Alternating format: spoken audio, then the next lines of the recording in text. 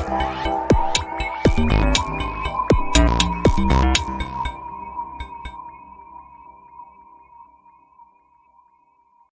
everyone and welcome to our channel Extra Learning. Before we begin, please do subscribe this channel for further more videos and press the bell icon. Don't forget to do comment if you have any query or any doubt. शुरू करते हैं। ये कक्षा 12वीं की book आरोह भाग 2 है। ये इसके चैप्टर्स हैं। ये है काव्यखंड और ये है गद्यखंड। तो आज हम लोग स्टार्ट करेंगे काव्यखंड का एक चैप्टर जिसका शीर्षक है कैमरे में बंद अपाहिज। कविता शुरू करने से पहले आइए इसकी मुख्य बातों को जान लेते हैं। कृति यानी कि ये कविता कहाँ से ली गई है, तो ये कविता लोग भूल गए हैं संग्रह से ली गई है।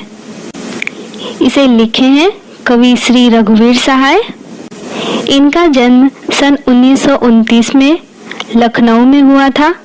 लखनऊ किस राज्य में है, किस स्टेट में है, ये आप मुझे कमेंट में बताइएगा। और इनकी मृत्यु सन 1990 में दिल्ली में हुई थी। अब हम लोग भाषा को देखते हैं। इस कविता में साहित्यिक खड़ी बोली का प्रयोग हुआ है। भाषा सरल है, सहज है, आसानी से किसी को भी समझ में आ जाएगी। ये कविता छंद मुक्त है, यानी कि इसमें कोई छंद नहीं है। तो छंद किसे बोलेंगे, आइए जान लेते हैं।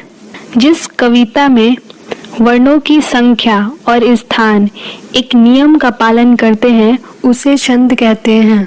यानी कि वैसी कविता जिसमें वर्णों की संख्या यानी कि वर्ण कितने होंगे और उनका स्थान यानी कि वो कहाँ कहाँ प्रयोग किए जाएंगे, जब एक नियम का पालन करते हैं तो उसे छंद कहते हैं। तो किस कविता में छंद होती है, जैसे चौपाई और दोहा, इसमें छंद होती है। इसमें वर्णों की संख्या और उनका स्थान सभी एक नियम का पालन करते हैं, सब नियमबद्ध होते हैं। इस कविता में गेयता नहीं है, इसे गाया नहीं जा सकता है, यानी कि इसमें कोई लय नहीं है, तुक नहीं है, इसे गाना की तरह नहीं गाया जा सकता है। और इस कविता में कुछ शब्द कोष्टक में लिखे गए हैं। कोष्टक में यानी कि ब्रैकेट में लिखे गए हैं, जैसे कैमरा दिखाओ इसे बड़ा बड़ा। इन शब्द का प्रयोग करके कविता को एक नया रूप दिया गया है। इसके प्रयोग से कविता में नयापन आता है। अव्यय शब्द का भी प्रयोग हुआ है, जिससे कविता और भी प्रभावी हो जाती है। अब हम ये जान लें कि अव्यय शब्द क्या होता है। अव्यय शब्द वैसे शब्द को बोलेंगे जो लिंग, वचन आदि के बदलने से भी नहीं बदलते हैं। जैसे ही और भी अव्यय शब्द है। जिस वाक्य में ही और भी रहेगा वहाँ लिंग, वचन आदि के बदलने से भी इनमें बदलाव नहीं होगा। इस कविता में अलंकार का भी प्रयोग हुआ है। अलंकार बहुत तरह के होते हैं, जैसे अनुप्रास अलंकार, पुनरुक्ति, उत्प्रेक्षा, यमक, श्लेष अलंकार। यदि आप चाहते हैं मैं अलंकार को अच्छे से एक्सप्लेन करके एक अलग वीडियो बनाऊं, तो आप मुझे कमेंट करके ज़रूर बताइएगा। जैसे पर्दे पर में अनुप्रास अलंकार है। अनुप्रास अलंकार हम किसे बोलेंगे, तो जब किसी शब्द में वर्ण की आवृत्ति हो, यानी कि किसी एक वर्ण का प्रयोग एक से अधिक बार किया गया हो। जैसे कि पर्दे पर, इसमें प वर्ण की आवृत्ति एक से अधिक बार हुई है, तो इसमें अनुप्रास अलंकार है। इस कविता में करुण रस का प्रयोग हुआ है, यानी कि ये कविता दुख से भरी है, पीड़ा को दर्शाती है। इसका स्थायी भाव शोक होता है। रस बहुत प्रकार के होते हैं, जैसे रौद्र रस, वीर रस, अद्भुत रस। इनमें से एक है करुण रस। इस कविता में करुण रस का प्रयोग हुआ है। अगर आप लोग चाहते हैं मैं सारे रस को एक्सप्लेन करूं, तो आप मुझे कमेंट करके जरूर बताइएगा। अब कविता की शैली को जानते हैं, यानी कि ये कविता किस शैली में लिखी गई है। नाटकीय शैली में लिखी गई है, यानी कि मंचीय शैली। यानी कि कविता को एक नाटकीय रूप दिया गया है, जिसमें कार्यक्रम का संचालक एक अपाहिज व्यक्ति को लाता है और उससे दुख भरे संवेदनहीन सवाल पूछता है और पूरे कार्यक्रम को एक नाटक के रूप में प्रस्तुतिकरण किया जाता है। पोयम के संदेश को हम वीडियो के अंत में जानेंगे। तो आइए कविता को शुरू करते हैं। कैमरे में बंद अपाहिज। इस कविता में व्यंग किया गया है। दूरदर्शन वाले यानी कि जो पत्रकार होते हैं वे कैसे एक अपाहिज असहाय व्यक्ति को अपने स्टूडियो में लाते हैं और उससे तरह तरह के दुख और पीड़ा करने वाले सवाल पूछते हैं ताकि लोग उस कार्यक्रम को देखेंगे, रोएंगे और इससे कार्यक्रम की लोकप्रियता बढ़ेगी और विश्वसनीयता बढ़ेगी। परंतु उस अपाहिज व्यक्ति के दर्द को कोई नहीं समझता। हम दूरदर्शन पर बोलेंगे, हम समर्थ शक्तिवान। हम एक दुर्बल को लाएंगे एक बंद कमरे में, उससे पूछेंगे तो आप क्या अपाहिज हैं? तो आप क्यों अपाहिज हैं? आपका अपाहिजपन तो दुख देता होगा। देता है?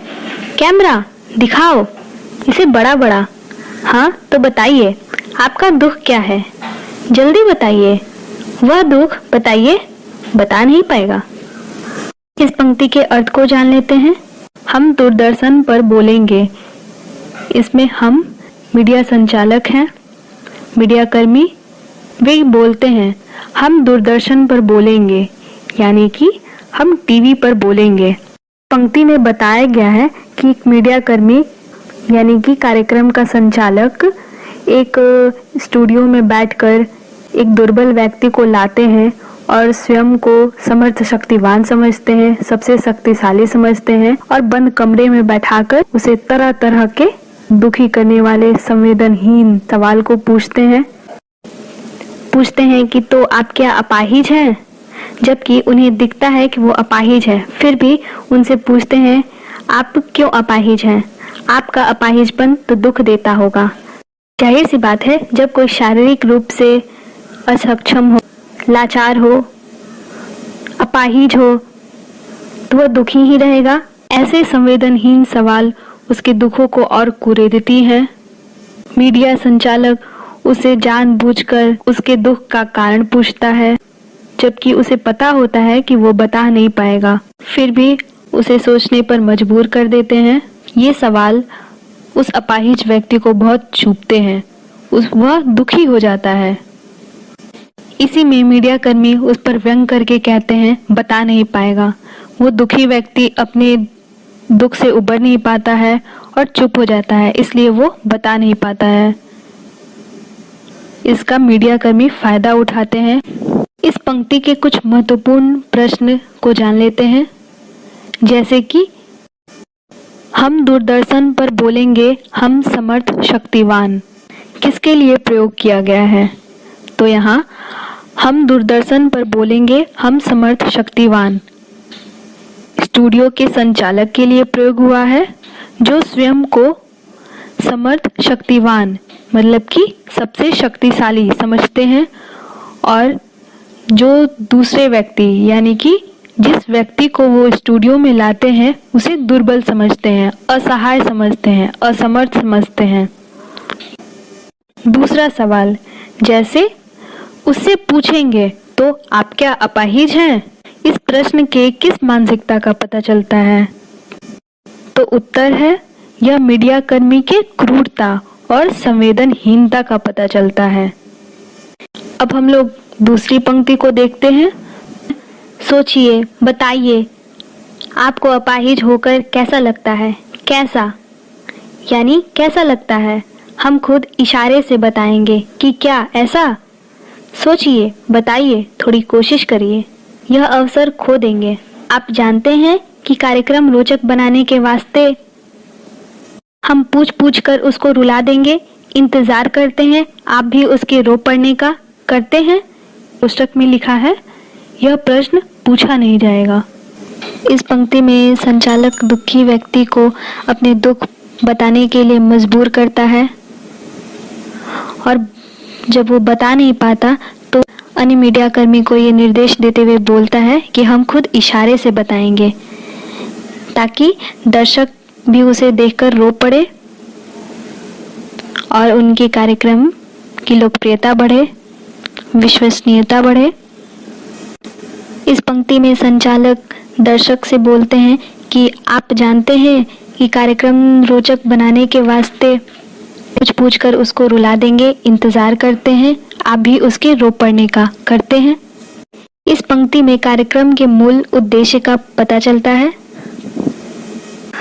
जो उस अपाहिज व्यक्ति से कुरेदने वाले सवाल पूछकर रुलाते हैं, ताकि ये सीन देखकर दर्शक भी रो पड़े, और जब दोनों रोते हैं तो कार्यक्रम का मूल उद्देश्य पूरा होता है। इस पंक्ति में कार्यक्रम के लोकप्रियता बढ़ाने की तरीके को बताया गया है। कुछ इम्पोर्टेंट क्वेश्चन को देखते हैं, जैसे इस पंक्ति में मीडिया कर्मी की किस वास्तविकता को उजागर किया गया है। उत्तर होगा, इस पंक्ति में मीडिया कर्मी की संवेदनहीनता और क्रूरता को उजागर किया गया है। इस पंक्ति के माध्यम से कवि बताना चाहते हैं कि जो दूरदर्शन का संचालक है, वे व्यक्ति और दर्शक दोनों को रुलाना चाहते हैं, और उनका केवल एक ही उद्देश्य है, चैनल की टीआरपी बढ़ सके, लोकप्रियता बढ़ सके। और जब व्यक्ति और दर्शक रोते हैं तो उनके चैनल की लोकप्रियता बढ़ती है, तब चैनल को वे लोग सफल मानते हैं। इससे अन्य छोटा प्रश्न ये भी हो सकता है कि संचालक का उद्देश्य क्या है। तो संचालक का उद्देश्य चैनल की टीआरपी बढ़ाना अर्थात लोकप्रियता को बढ़ाना है। इस पंक्ति से ये पता चलता है कि संचालक अपने उद्देश्य पूर्ति के लिए ही कार्यक्रम दिखा रहा था, और इस पंक्ति में वो अपने उद्देश्य भी उजागर कर देता है। उनका उद्देश्य दर्शक और व्यक्ति दोनों को रुलाना है। जब वह व्यक्ति नहीं रोता है तो उसे जबरदस्ती वह दुख पीड़ा करने वाले सीन दिखाकर उसे रोने के लिए बाधित किया जाता है, ताकि वो रो पड़े और उनका चैनल सफल हो सके। अब तीसरी पंक्ति को देखते हैं। हम फिर पर्दे पर दिखलाएंगे फूली हुई आँख की एक बड़ी तस्वीर, बहुत बड़ी तस्वीर, और उसके होठों पर एक कसमसाहट भी। कोष्टक में लिखा है, आशा है आप उसे उसकी अपंगता की पीड़ा मानेंगे। एक और कोशिश, दर्शक धीरज रखिए, देखिए हम दोनों एक संग रुलाने हैं, आप और वह दोनों। कोष्टक में लिखा है, कैमरा बस करो, नहीं हुआ रहने दो। इस पंक्ति में ये बताया गया है कि जब संचालक दुखी व्यक्ति को रोने पर मजबूर कर देता है, और जब वो लाचार असहाय व्यक्ति रो नहीं पाता, एक बड़े दृश्य के माध्यम से कार्यक्रम संचालक उसके दुखों को प्रकट करता है। उसके चेहरों को जूम करके यानी कि बड़ा करके दिखाते हैं और बोलते हैं, उसके होठों पर एक कसमसाहट यानी कि कुछ ना कह पाना, चुप हो जाना। और कार्यक्रम संचालक ये बोलता है, देखिए फूली हुई आँख की बड़ी तस्वीर, कैसी ये दुखी व्यक्ति रो रहा है, इनकी आँख फूली हुई है, ये चुप हैं, इनके होठों पर कसमसाहट है यानी कि कुछ बोल नहीं पा रहे हैं। ऐसे बड़े बड़े चित्र दिखाकर वे व्यक्ति के दुखों को और कुरेदता है। यहाँ पे वे दर्शक को भी बोलते हैं कि हम दोनों एक संग रुलाने हैं, यानी कि वे उस अपंग व्यक्ति और दर्शक दोनों को एक साथ रुलाकर वही अपना उद्देश्य कमाना चाहते हैं, अपना उद्देश्य पूरा करना चाहते हैं, अपने चैनल की टीआरपी बढ़ाना चाहते हैं। इस पंक्ति से ये पता चलता है कि कैसे कार्यक्रम संचालक अपने व्यावसायिक मुनाफे के लिए ये कार्यक्रम दिखा रहा था। अब हम लोग तीसरी पंक्ति को देखते हैं। यह पंक्ति कविता का अंतिम पंक्ति है। आप और वह दोनों, पर्दे पर वक्त की कीमत है। अब मुस्कुराएंगे हम, आप देख रहे थे सामाजिक उद्देश्य से युक्त कार्यक्रम। कोष्टक में लिखा है बस थोड़ी ही कसर रह गई। धन्यवाद। इस पंक्ति में कार्यक्रम संचालक सभी दर्शक को धन्यवाद करते हैं और बताते हैं कि उनका कार्यक्रम एक सामाजिक उद्देश्य से युक्त कार्यक्रम है। थोड़ी ही कसर रह गई, यह कहकर कार्यक्रम संचालक अपनी असंतुष्टि को दिखाते हैं। उनके बहुत से प्रयासों के बाद भी वो अपाहिज व्यक्ति को रुला नहीं पाते हैं। यहाँ पर ये कविता समाप्त हो जाती है। इस कविता में मुख्य 4 संदेश हैं। पहला, मीडिया कर्मी के विश्वसनीयता पर प्रश्न चिन्ह, यानी कि हम लोग मीडिया कर्मी पे विश्वास नहीं कर सकते हैं। दूसरा है करुणा के मुखौटे में छिपी क्रूरता, यानी कि इन करुणा भरे सवालों के पीछे उसकी क्रूरता छिपी है। अब तीसरा है किसी व्यक्ति की पीड़ा को बहुत बड़े दर्शक वर्ग तक पहुंचाने वाले व्यक्ति को उस पीड़ा के प्रति स्वयं संवेदनशील होने और दूसरों को संवेदनशील बनाने का दावेदार होना चाहिए। हमें भी यदि किसी की पीड़ा को बड़े दर्शक वर्ग तक पहुंचाना है तो उसके प्रति संवेदनशील बनना चाहिए। शारीरिक चुनौती झेलते लोगों के प्रति संवेदनशील नज़रिया अपनाने के लिए प्रेरित करता है। शारीरिक रूप से अपाहिज हैं, लाचार हैं, अपंग हैं, उन लोगों के प्रति हम लोगों को संवेदनशील होना चाहिए। इस कविता में मुख्य 5 बातों पर बल दिया गया है। पहला है कारोबारी दबाव के तहत टेलीविज़न स्टूडियो के भीतर की संवेदनहीनता। कारोबारी दबाव में कैसे टेलीविज़न स्टूडियो अपने चैनल को लोकप्रिय बनाने के लिए संवेदनहीन कार्यक्रम दिखाता है और करुणा भरे सवाल पूछकर व्यक्ति को रुला देता है। दूसरा है शारीरिक चुनौती को झेलते हुए व्यक्ति से किस तरह के सवाल पूछे जाएंगे, उसकी पीड़ा को दिखाती है। जो शारीरिक चुनौती को झेलते हैं, जो असक्षम होते हैं, जो लाचार होते हैं, अपंग होते हैं, उनसे किस तरह के सवाल पूछे जाते हैं, यह कविता उनकी पीड़ा को दिखाती है। बार बार इसमें बताया गया है। तीसरा, करुणा जगाने के मकसद से शुरू हुए कार्यक्रम की क्रूरता पर बल, यानी कि जो कार्यक्रम करुणा जगाने के मकसद से स्टार्ट हुआ था वो कैसे क्रूर बन जाता है। चौथा है मीडिया और समाज की क्रूरता पर व्यंग। मीडिया और समाज कैसे क्रूर बन जाता है उस पर यह कविता व्यंग्य करती है। अब 5वां जो अंतिम पॉइंट है, कवि ने मीडिया की अमानवीय और संवेदनहीनता को दर्शाया है। अमानवीय यानी कि जो व्यवहार मानव का न हो। इस कविता में इस पर बल दिया गया है। यहाँ पे हमारा वीडियो समाप्त होता है। धन्यवाद।